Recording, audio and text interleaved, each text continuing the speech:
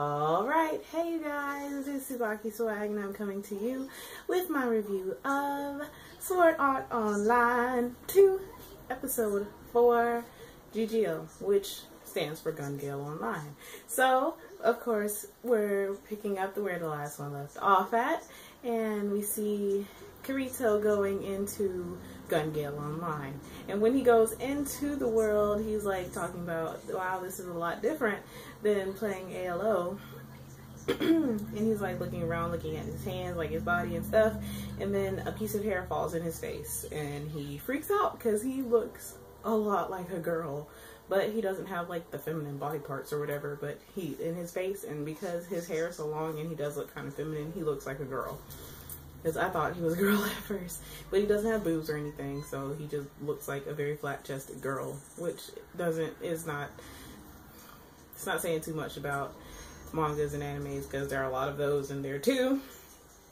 So Kirito is pretty much a girl now, and he feels like, it looks like he feels some type of way because all the guys are like either hitting on him or looking at him or hooping and hollering at him. So, oh well, that comes with the territory of being a girl.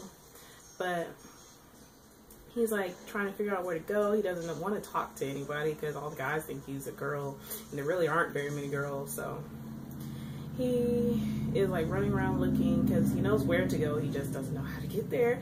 And he comes across Sinan, and he approaches her and she thinks that he's a girl, and he didn't inform her otherwise. So she was like, there's not very many girls in this game, so that was pretty much probably the only reason why she helped him, because he pretty much faked being a girl. And she takes him to a market to get some nice guns and stuff, and while they're in there, she realizes that, well, Kirito realizes that he only has about a thousand coins, so he really can't get much of anything. So we come across this game. They come across this game because Shion said that the only way for him to be able to make any money fast would be to play a gambling game, which she wouldn't advise.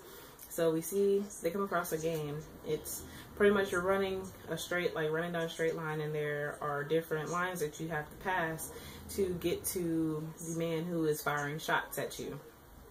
You have to be crazy with your agility to be able to even get close to him, let alone touch him. And you have to like actually touch him for you to win. And there were over like 306,000 coins, which would do a tremendous amount of good for Kirito if he won it. So they watched one person do it, and he got lit up like before he even got halfway to him. So Kirito was like, you know what, I'm gonna do it. And he walked up and he murked that shooter. Like, he anticipated the bullets before he even got to them, or before he even got to the shooter, before the shooter even shot. So that was pretty freaking awesome. So we get to see a little bit of Kirito's awesomeness, because Kirito is pretty freaking awesome. And Shion freaks out. Everybody freaks out, actually. They're all calling him a girl and say, oh, this girl is so cute. And if I was a boy and somebody was calling me a girl, I would tell them that I was a boy. But I guess he's using it to his advantage. So he gets the 300,000 coins, well, 306,000 coins, and he decides to walk around with Shion to find a gun. And it turns out that in this world, they also have swords or sabers or photon swords. So he decides to get probably the highest caliber one that he can get with his amount of money, which is pretty freaking awesome, because we get to see Kirito with a sword. Because we know, like in the original Sword Art, Kirito was known for being to dual wield swords. So now he's going to dual wield a sword and a gun, which makes him just freaking amazing. But he buys his sword, and then Shion shows him what handgun he should get. So he bought a handgun as well, and she takes him to a shooting range, and in the shooting range he shoots and he misses the target completely. But he did figure out how to get the circle down, the pinpoint circle down. So that's a good thing and a bad thing. And then closer to the end, or we're getting close to the end, they find out, like, once they leave the market, that they literally only have 10 minutes to get to the Governor General's office to put in their applications for the Bullet of Bullets, which is a, like, I guess, a player versus player shooting game. Well, shooting tournament. So, they literally only have 10 minutes to get there, and it's, like, 3 kilometers away. So, they're, like, booking it, and then Kirito sees a bike.